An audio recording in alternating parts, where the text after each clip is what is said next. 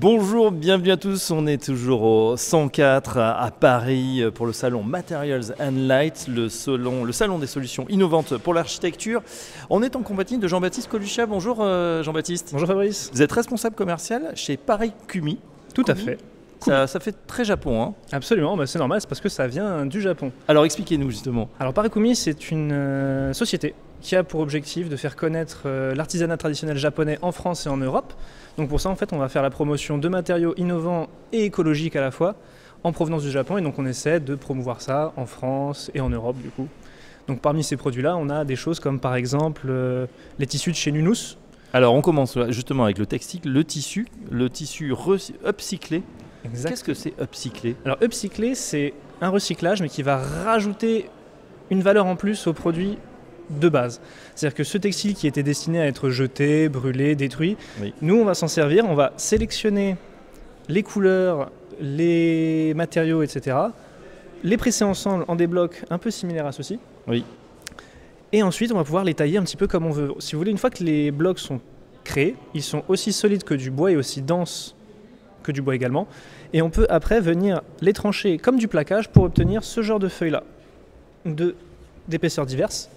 Et donc du coup avec ça on va pouvoir faire de l'impression dessus, le traiter comme un tissu pour le rendre imperméable, on va pouvoir s'en servir pour faire du revêtement sur des meubles, pour créer des décorations murales, faire un petit peu tout ce qui nous chante. C'est une des particularités de ce produit, c'est sa versatilité. Oui, alors effectivement je le remontre à la caméra, on dirait un petit bloc et c'est relativement lourd, hein, donc c'est très dense. C'est très dense, hein, on dirait vraiment, voilà, c'est comme du bois mais on sent bien que c'est du textile. Mais il y a combien de couches là en fait, parce qu'on a l'impression qu'on a aggloméré pas mal de... Il y en a beaucoup. Je sais pas si c'est du vous dire le nombre exactement, je ne pourrais pas vous dire. Justement, vous parlez de jeans, ça a été le premier test qui a été effectué sur des jeans recyclés. Oui. Donc voilà ce que ça donne. La particularité de la technique de pressage, c'est aussi d'avoir cet effet qu'on verra peut-être un petit peu mieux là-dessus, cette espèce d'effet qu'on peut avoir sur le moirage en fait. Oui, effectivement. Cet effet qu'on peut retrouver un petit peu comme du marbre en fait. Alors on le voit, je ne sais pas si on le voit très bien à la caméra, mais c'est vrai que c'est très étonnant et c'est très joli. Qui c'est qui va s'en servir, Jean-Baptiste ? Alors ça, on le vend notamment à des architectes, designers d'intérieur, et aussi pour des grandes enseignes de mode également qui veulent recycler leurs invendus, les stocks dormants, etc. Oui. Donc on va se servir de leurs tissus, les presser ensemble et ensuite on va en faire ce qu'ils souhaitent. Et bien sûr, alors ça c'était pour le tissu upcyclé, long textile Nunus, mais vous êtes également venu avec un petit bloc en verre. Absolument, donc ça c'est le verre de chez Easton-Tec, donc c'est un verre qui a été créé donc, au Japon, oui. Juste ici.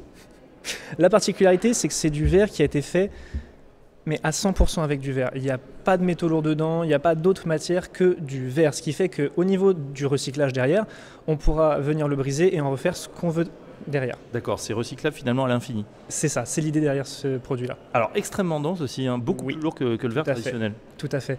L'avantage de ce verre-là, c'est que l'artisan qui le crée peut réaliser avec n'importe quel type de réalisation. Que ce soit des tables.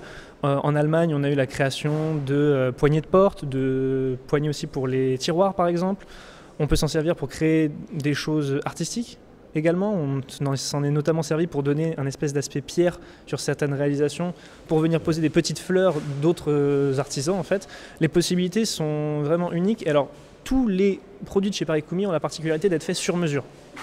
C'est une des grandes valeurs parce que comme on essaie de rester sur un axe écologique, on vise le sur-mesure, comme ça on est sûr de faire des choses qui vont être utilisées. Donc petite production sur mesure, voilà, il n'y a pas un Absolument. catalogue standard, on a besoin de quelque chose, on vous appelle et à ce moment-là c'est fabriqué. Est-ce que on parle beaucoup justement de développement durable, là vous êtes en plein dans le sujet, est-ce que vous avez le sentiment que c'est une thématique qui progresse avec ce genre de produit ?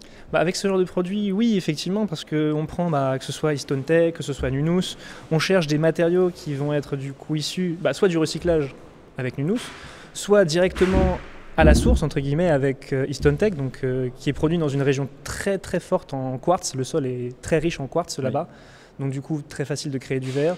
On évite les imports-exports, l'empreinte carbone, tout ça, etc. Donc l'objectif c'est de faire, que ce soit chez Nunus ou chez Easton-Tec, des choses qui peuvent être réutilisées à l'infini.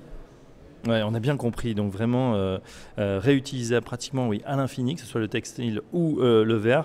Nunus Et pour le Easton Tech. Easton Tech pour le verre. En tout cas, c'est assez saisissant, je dois dire, et je suis sûr que ça va énormément plaire justement aux architectes d'intérieur, parce que c'est vraiment extrêmement innovant, et puis ça fait du bien à la planète, donc c'est tant mieux. Absolument, c'est l'objectif. Ben voilà, en tout cas, merci Jean-Baptiste Coluccia. Je rappelle que vous êtes responsable commercial pour Paris QMI. À bientôt sur Materials and Light. Merci Fabrice.